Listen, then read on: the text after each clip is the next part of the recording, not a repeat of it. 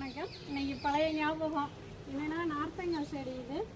இங்கே பாருங்க, அந்த இலையில புளி வச்சு சாப்பிடுவோங்களா, அதெல்லாம் அக்காவும் நானும் சின்ன பிள்ளையில பறித்த ஞாபகம் வந்துருச்சு.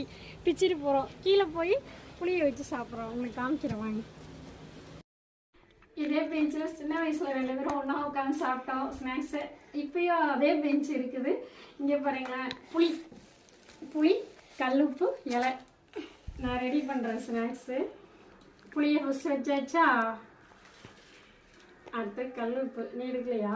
வச்சுக்கலாம். கல்லுப்பு அப்படியே அப்படி வடித்து இந்த இலையோட